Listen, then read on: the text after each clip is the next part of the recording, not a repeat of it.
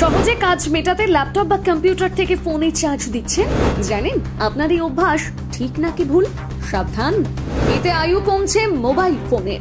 আর কি ক্ষতি হয় এমনটা করলে? শুনুন তবে। দৈনন্দিন জীবনের এক গুরুত্বপূর্ণ অংশ হলো স্মার্টফোন, যেটি কিনা আত্মীয় স্বজনদের খোঁজ নেওয়া থেকে শুরু করে খাবার অর্ডার সব কাজে অত্যন্ত জরুরি। আর তাই স্মার্টফোনে চার্জ থাকা খুবই দরকারি। কিন্তু সব জায়গায় তো আর চার্জার নিয়ে যাওয়া সম্ভব হয় না। সেক্ষেত্রে অনেকেই চার্জ শেষ হয়ে গেলে কম্পিউটার বা ল্যাপটপের ইউএসবি পোর্ট ব্যবহার করে ফোন চার্জ করে থাকেন। তবে ভেবে দেখেছেন নিয়মিত এভাবে চার্জ করা কতটা নিরাপদ? আদৌ কি ল্যাপটপ বা কম্পিউটার থেকে ফোনে চার্জ করা ঠিক? ফোন অতিরিক্ত গরম হতে পারে। আসল চার্জারের তুলনায় ল্যাপটপের ইউএসবি পোর্ট থেকে চার্জ করলে ফোন দ্রুত গরম হয়ে ব্যাটারির ক্ষতি করতে পারে। চার্জিং স্পিড কমে যায়।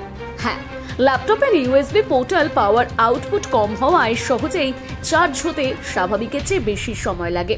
বিস্ফোরণের ঝুঁকি। হ্যাঁ, অনিয়মিত ভোল্টেজ ফ্লাকচুয়েশন হলে ফোনের ব্যাটারির সময় তৈরি হয় বিস্ফোরণের আশঙ্কা দেখা দিতে পারে।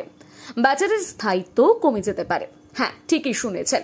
দীর্ঘদিন ধরে যদি আপনি ল্যাপটপ থেকে ফোনে চার্জ দেন, তাহলে ব্যাটারির কার্যক্ষমতা ধীরে ধীরে কমে যাবে। মনে রাখবেন, যদি খুব প্রয়োজন পড়ে তবেই ল্যাপটপ থেকে মোবাইলে চার্জ দেওয়া উচিত। অর্থাৎ শুধুমাত্র জরুরি অবস্থাতেই এমনটা করা যেতে পারে। নয়তো সব থেকে ভালো আসল চার্জারই ব্যবহার করা। এমনকি ব্যাটারি দীর্ঘস্থায়ী রাখতে ফোন অবিশ্বাস্যকর গরম হয়ে গেলে চার্জিং বন্ধ করে দেওয়া ভালো। তাছাড়া নিয়মিত ল্যাপটপ বা কম্পিউটার থেকে ফোন চার্জ দেওয়া মোটেই উচিত নয়।